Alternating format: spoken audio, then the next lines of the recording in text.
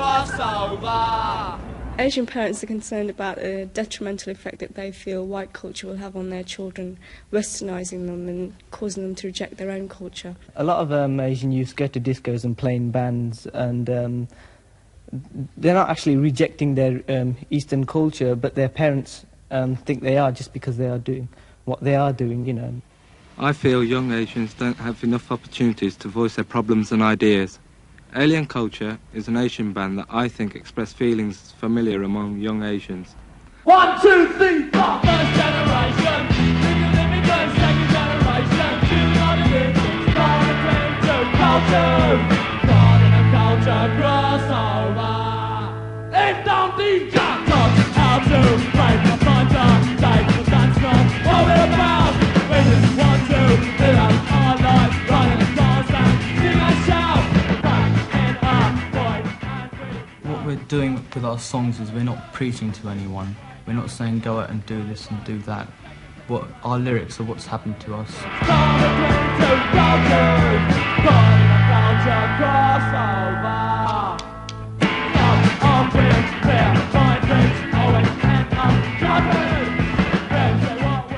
We feel one of the main problems facing Asian youth arises from the fact that they are under the influence of two cultures.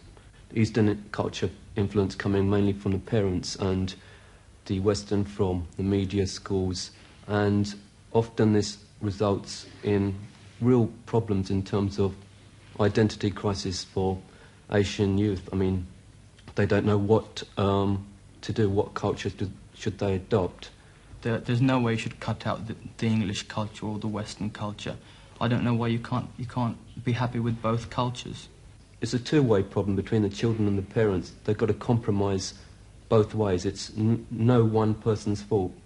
I mean, perhaps the solution is that they should adopt the best things from both cultures. God in a culture crossover, crossover, crossover. God in a culture crossover, crossover, crossover. They can't forsake their own culture. They can't just kick it aside. You've got to combine the two. But they've got to break out and say, right, well, we've got a lot of grievances, we've got a lot of things that we think are wrong, and we want to say them. But we don't want to reject our culture, but we want to combine the two. We're playing a new type of music as far as Asian people are concerned, and therefore we're breaking new barriers, bringing Asian people to punk music, and maybe mixing Asian people with white people, so they can understand each other better. When we were in Birmingham, we were playing a raw gig there, and when we'd finished, a skinhead came up to one of us and said that I didn't used to like Packies before, but there's obviously no difference, and I think you're all right.